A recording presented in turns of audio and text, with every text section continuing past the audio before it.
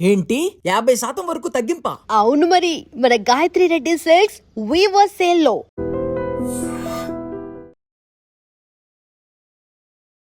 నమస్తే రమ్ గారు. నమస్తే జయ. రమ్ గారు, మనము విక్రమార్కుడు ఎన్ని కథలు చెప్పుకున్నామో కదండి. అవును, ఇంకా ఉన్నాయా రమ్ గారు? బోల్డ్. అసలు ఇన్ని కథలు ఎలా వచ్చాయో రమ్ గారు ఆయనవి కదా. మరి పుంఖాలుగా అసలు చాలా అంటే చెప్పుకున్నాం మనము. విక్రమార్కుడి కథలు మనకు తెలిసినవి సింహాసన ద్వాత్రింశిగా, భట్టి విక్రమార్క కథలు ఇలాంటివి విన్నామా. కాశీ మజిలీలో కూడా విక్రమార్కుడి కథలు ఉన్నాయి. ఓ, ఇందులో కూడా ఉన్నాడు ఆయన? ఉన్నాయి, ఇందులో కూడా ఉన్నాడు. తర్వాత కథా సరిత్సాగరంలో కూడా విక్రమార్కుడు ఉన్నాడు, త్రివిక్రమసేనుడి పేరుతోటి. ఓకే, అవే కథలు త్రివిక్రమసేనుడు కథల్లా కనిపిస్తాయి. కాశీ మజిలీలో ఇంచుమించు 9-10 భాగాల పుస్తకంలో కనిపిస్తారు. విక్రమార్కుడు పుట్టుక, అతని జీవనము కొంచెం చిన్న డిఫరెన్స్ తోటి కనపడుతుంది. విక్రమార్కుడు రాజుకు ఒకడే కొడుకు. ఆ సమయానికి మంత్రి గారి అబ్బాయి, సైన్యాధిపతి కొడుకు, పురోహితుడి కొడుకు కూడా అతనితో పాటే పుట్టారు. వీళ్ళందరూ కలిసి పెరిగారు. విక్రమార్కుడికి వాళ్ళ ఆ భట్టి మంత్రి గారి అబ్బాయి అన్నట్టుగా చూపిస్తారు, లేదా ఇంకో సైన్యాధిపతి కుమారుడు అన్నట్టుగా. యాక్చువల్ కథలో మనకెట్లా తెలుసు, విక్రమార్కుడు సొంత తమ్ముడే భట్టి, తల్లులు వేరు అని వింటాం. భట్టి విక్రమార్కుడు కదా మనం అనుకుంటాం, అలాగే చెప్పుకుంటాం కదా. ఈ కథల్లో కూడా విక్రమార్కుడు భట్టి ఉంటారు. ఓహో, భట్టి తమ్ముడుగా కనపడ్డు, చిన్న డిఫరెన్స్ ఉంది, కానీ విక్రమార్కుడి కథలే కనిపిస్తాయి. మరి ఏమైనా చెప్పుకుందామండి కాశీ మజిలీ నుంచి? చెప్దాం. విక్రమార్కుడి కథ మొదటి భాగం అంతా నేను చెప్పట్లేదు, చాలా ఇంట్రెస్టింగ్గా ఉన్న కొన్ని భాగాలు చెప్తా. ఓకే.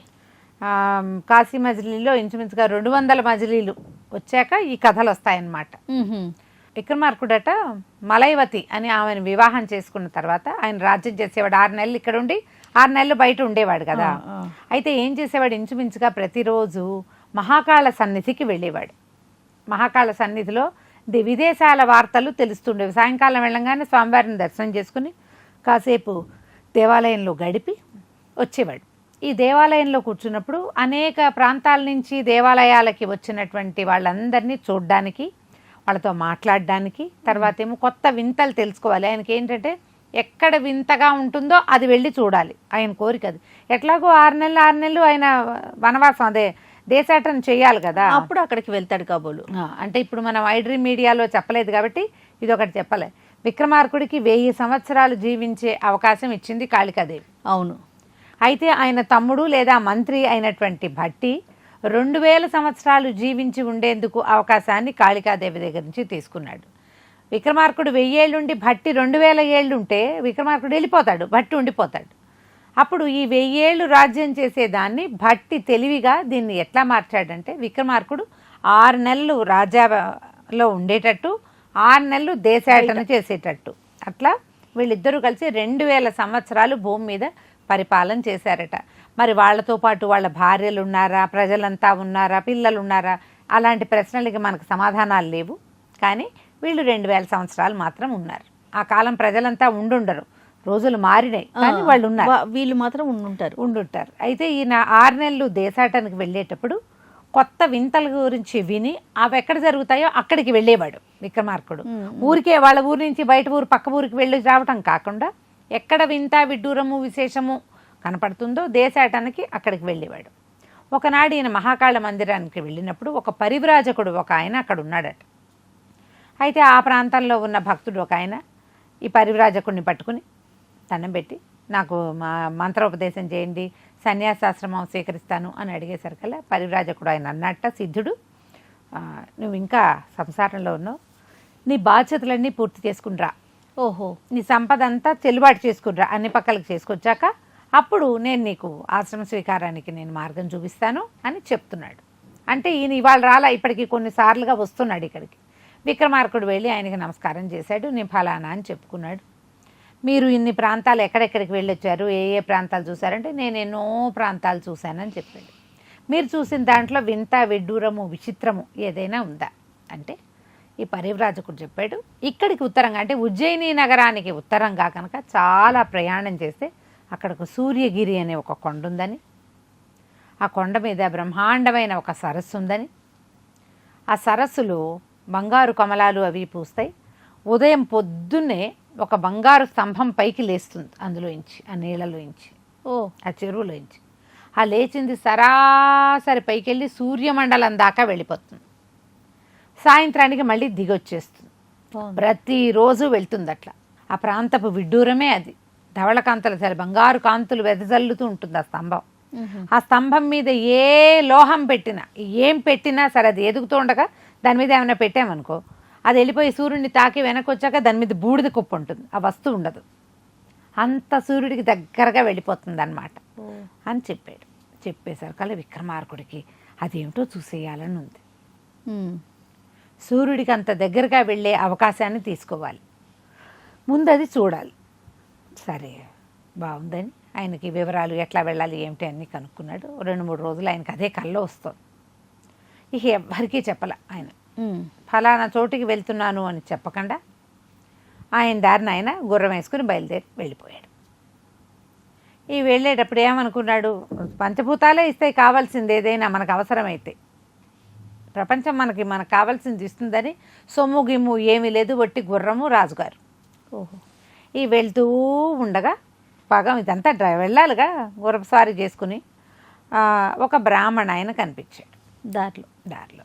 ఆ బ్రాహ్మణ ఆయన ఎట్లా కనిపించాడు అంటే, బాగా దాహం వేస్తుంది దీనికి, మంచి ఎండగా ఉంది, ఒక ఎడారి ప్రాంతం అది, ఎక్కడో ఒక చెట్టు కనపడుతుంది.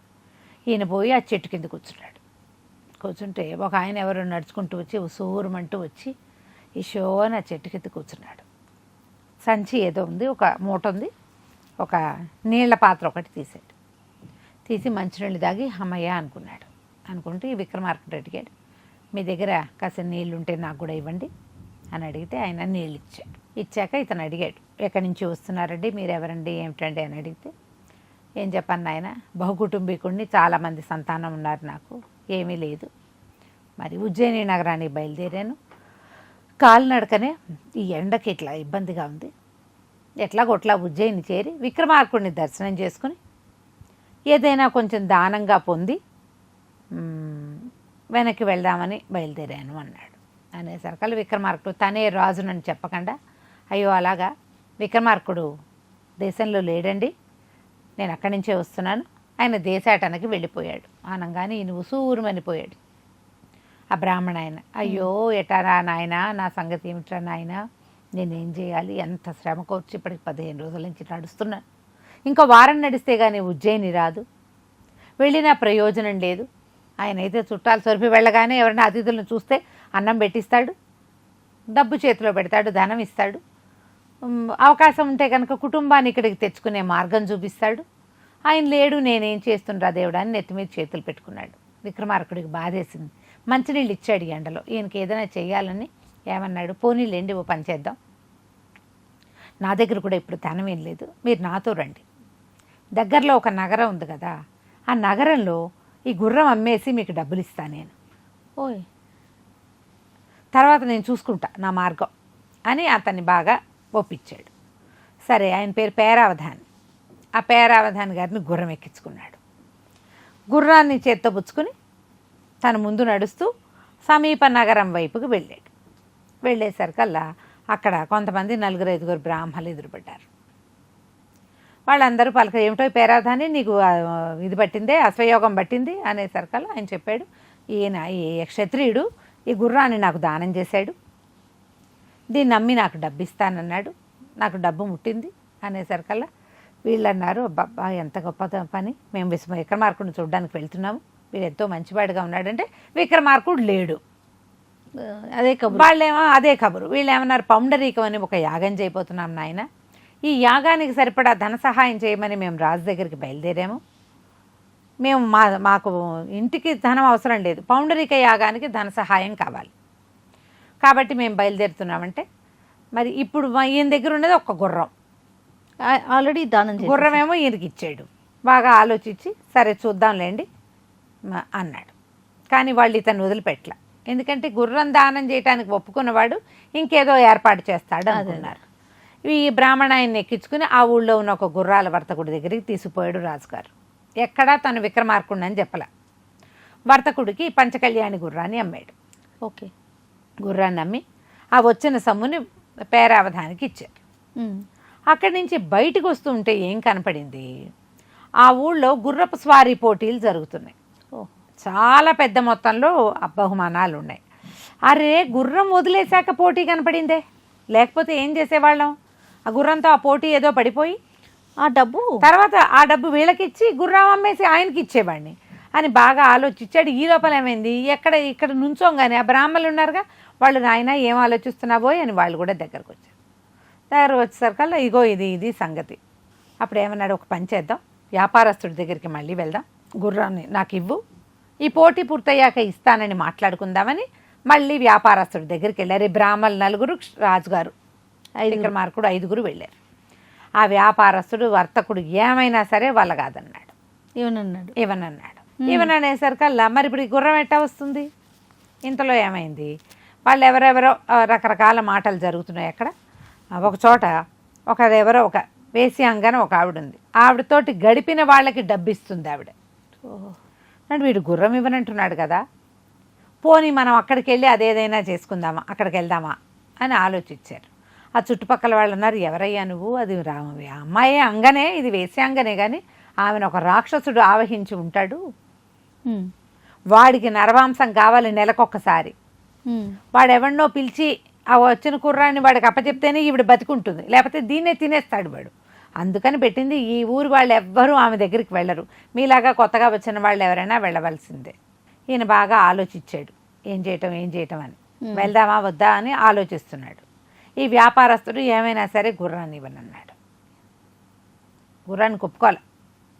సరే ఏమైంది, ఈయన దాని సంగతి పక్కకు పెట్టి ముందు ఈ సంగతి చూద్దామని వేసేసరికల్లా గుర్రం బయటకు వచ్చేసి, మరి వాళ్ళ గుర్రం ఒప్పుకోదు కదా. అంతకు ముందే ఓసారి గుర్రపుశాలలోకి వెళ్ళనని మొరాయిస్తే, అట్లా కాదు, నేను నిన్ను దానం ఇచ్చాను, తిరిగి నేను వెళ్ళింతున్న పని అయిపోయాక తిరిగి వచ్చేటప్పుడు వీటికి నీ ఎత్తు ధనం పోసి నిన్ను నేను మళ్ళీ తీసుకెళ్తాను అని పంచకళ్యాణికి చెప్పాడు. అందుకని ఒప్పుకుని లోపలికి వెళ్ళిపోయింది గుర్రం. ఇప్పుడు ఈయన ఈలేసేసరికి రాజుగారు విజిలేస్తే అది ఎందుకు ఊరుకుంటుంది? ఇతనికి అలాగే అలవాటు ఉంది. ఎక్కడి నుంచో లోపల నుంచి తాళ్ళు దించుకొని పరిగెత్తుకుంటూ వచ్చేసరికి బ్రాహ్మణులు సంతోషించారు. బాబు నువ్వు ఆ వేశ్యాంగం దగ్గరికి వెళ్ళొద్దు, గుర్రం వచ్చిందిగా, దీంతో నీ పని పూర్తి చేసుకుందు కానీ అనేసరికి గుర్రం ఎక్కి ఆ పోటీలు జరుగుతున్న చోటికి వెళ్ళారు. గుర్రపు స్వారీ పోటీలు. ఇది పంచకళ్యాణి, ఈయనేమో విక్రమార్కుడు. అదే మామూలు వాళ్ళు ఎవరు ఆగుతారు? ఆ పోటీలో వీర లెవెల్లో స్వారీ చేశారు. ఈయన విజయం సాధించాడు. మొదటి బహుమతి విక్రమార్కుడికి వచ్చింది.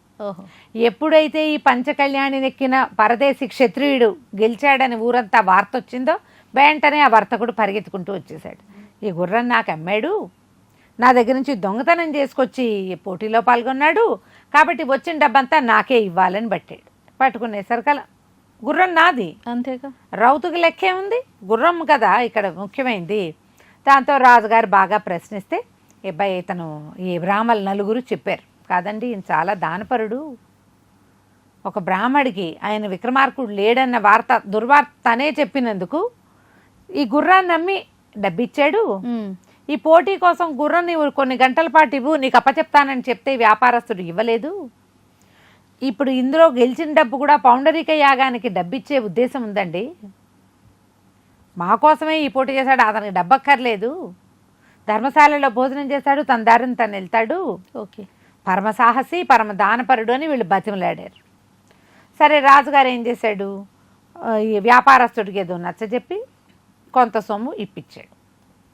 ఇప్పించిన తర్వాత వీళ్ళంతా ధర్మశాలకి వెళ్ళారు. వెళ్ళి అక్కడ పడుకుంటే ఈయనకి ఆ వేశ్యాంగన అన్నమాట జ్ఞాపకం వస్తుంది. అదేమిటో చూడాలి, అక్కడికి ఒక రాక్షసుడు ఉన్నాడు అని చెప్పారు కదా, అదేమిటో చూద్దాం. ఎందుకంటే ఒకవేళ మానవుడెవడు దొరక్కపోతే ఆ వేశ్యాంగననే తినేస్తాడు ఆ రాక్షసుడు, అది అక్కడ విన్నమాట. ఈయన ఏం చేశాడు, ఈ బ్రాహ్మలు వద్దు బాబు, ఎందుకయ్యా మనకి, నువ్వు ఏం పని మీద వెళ్తున్నావు, ఆ పని చేసుకో, ఇంత మంచివాడివి, నీలాంటి వాళ్ళు జీవించి ఉండాలని వాళ్ళు బతిమలాడినా ఆయన వినలా. ఆ కాంచనమాల దగ్గరికి వెళ్ళాడు. లోపలికి వెళ్తే వాళ్ళు ఆశ్చర్యపోయారు. ఆ లోపలికి ఒక చిలక వాకిట్లోకి వచ్చింది, తీసుకుపోయింది లోపలికి. ఏమంటే మీకు తెలుసో తెలీదు, మీరు చూడడానికి ఎంతో బాగున్నారు, పిచ్చి వెర్రి వెధవులంతా వస్తారు ఇక్కడికి, అక్కడ రాక్షసుడు ఉన్నాడండి, తనతో చాలా ప్రమాదం, చాలామందిని అతను తినేశాడు, మాకు ఒక తప్పనిసరి అయ్యి, లేకపోతే వాడు మమ్మల్ని విరుచుకు తినేస్తాడని ఇట్లాంటివి పెట్టుకున్నాం, కానీ మీలాంటి గొప్పవాళ్ళని ఇట్లా మరణించడానికి మాకు ఇష్టం లేదండి అని ఆ చెలికత్తి పాపని చెప్పింది దాసిది. నేను ఒప్పుకోలే, ఏం పర్వాలేదు, నేను చూస్తాను దాని సంగతి అని లోపలికి వెళ్ళాడు. వెళ్తే ఆ కాంచనమాల అనే ఆ వేశ్యాంగన ఈయన్ని బాగా సేవించా, వాడికి దుఃఖంగా ఉంది చూస్తే ఇంత బాగున్నాడే, దేవేంద్రుడు దిగొచ్చినట్టుగా ఉన్నాడు, ఈయన ఇరికించేస్తామేమోనని భయంగా ఉంది, కానీ వాళ్ళకి వేరే దారి లేదు, ఆప్షన్ లేదు కదా. సరే చక్కగా సేవలు అందుకున్నాడు, వీణలు గీణలు అన్నీ వాయించారు, వీణలు వాయించారు, భోజనాలు పెట్టారు, ద్రాక్ష పళ్ళు తెచ్చారు. బోళ్ళంతా వ్యవహారం అయ్యాక ఎప్పుడైతే ఈయన మంచం మీద పడుకున్నాడో వెంటనే ఆ గోడలో నుంచి వచ్చాడు ఆ రాక్షసుడు. ఈయన దగ్గర చంద్రహాసం ఉంది, ఈయనకి ఇంద్రుడి వరం ఉంది. ఆయన ఎప్పుడు కావాలనుకుంటే అప్పుడు ఆ చంద్రహాసం వజ్రాయుధంగా మారుతుంది. ఆయుధంతో రాక్షసుడిని సంహరించేశాడు. ఎప్పుడైతే 4 గట్టి కత్తి దెబ్బలు తగిలినాయో, వజ్రాయుధం దెబ్బ తగలగానే వాడు రాక్షసుడు కుప్ప కూలిపోయి బూడిది కుప్పగా మారిపోయాడు. కాంచనమాల ఎంతో సంతోషించింది. మీ వల్ల ఇప్పటికి నాకు వీడి నుంచి విముక్తి వచ్చింది, కొన్ని సంవత్సరాలుగా ఈ పని చేస్తున్నాం, లేకపోతే మేమే మరణిస్తాము, కొన్నిసార్లు ఎవరు దొరకపోతే మా చెలికత్తెల్ని కూడా తినేశాడు అని చెప్పింది. చెప్పాక ఈయన అన్నాడు, నువ్వేం కంగారు పడకు, ఇక వాడు నిన్నేం చేయడు అని చెప్పి కొద్ది రోజులు ఆమెతో ఉన్నాడు. ఆమె అడిగింది, ఏం ఆజ్ఞ, ఏం చెప్తారు అంటే, వీళ్ళు పౌండరీక యాగం చేస్తున్నారు, వాళ్ళతో పాటు వెళ్ళు నువ్వు, ఇక నువ్వు నా భార్యగా చెలామణి అవుతావు, నీ కలిగే సంతానం వీళ్ళకి ఈ పౌండరీక యాగంలో సహాయం చేస్తుంది, వాళ్లే నీతో పాటు ఉంటారంటే ఆ బ్రాహ్మలతో కలిసి కాంచనమాల ఈ నగరాన్ని విడిచిపెట్టి వెళ్ళిపోయింది. అక్కడి నుంచి బయలుదేరి విక్రమార్కుడు ముందుకు సాగాడు. ఆయన తను అనుకున్న ప్రదేశానికి చేరతాడా, మధ్యలో ఎవరెవరిని ఎలా ఎలా ఉద్ధరిస్తాడో తర్వాత భాగంలో విందాం. తప్పకుండా రమ్మగారు. నమస్తే. నమస్తే. And for more videos, Please subscribe to iDream. Please subscribe to iDream. Please subscribe iDream. And please subscribe to iDream. For more videos, subscribe to iDream. Please like, share and subscribe to the channel. Congratulations, iDream. Subscribe to iDream. Subscribe to iDream. so subscribe to iDream Media. iDream ki iDream team andarki huge congratulations. Please subscribe iDream Media. Please subscribe to iDream. Subscribe iDream. Please subscribe to iDream. iDream అంటే నా కళల ఛానల్ను subscribe చేసుకున్న నోరు తిరుగుతలేదు, మీరైతే గంట గుర్తు కొట్టండి. For more such videos, please subscribe to iDream. Subscribe to iDream. Please subscribe to iDream. Please subscribe iDream Media. Please do subscribe to iDream. Please subscribe to iDream Media. For best entertainment and information, please subscribe iDream. And don't forget to subscribe to iDream.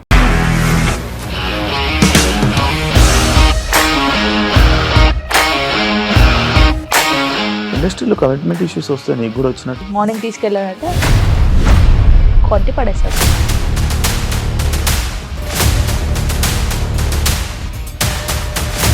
ఒక్కళ్ళు కూడా చూడలేదు ఈ cinema అని చెప్పడానికి కూడా చాలా ధైర్యం కావాలి. అది నిజం కదా, దాంట్లో ధైర్యం ఏంటి? ఇది నెక్స్ట్ డే ప్లేట్ మార్చేస్తే తప్పు కదా. As of now we are comfortable this అని నేను అనుకుంటున్నాను. రష్మిక గారిది మీది ఒకే ఊరు అంట కదా. నీకు కోపం వచ్చిందంటే బాగా తిట్టేత్తరా? తిట్టేద్దామండి. నిజంగా గేమ్ ని ఎలా చేంజ్ చేయగలిగారు? APSFC వాళ్ళకి 6 నెలల్లో నేను 6 లక్షలు కట్టా. బిజినెస్ చేయాలనుకుంటే it is as difficult as riding a tiger.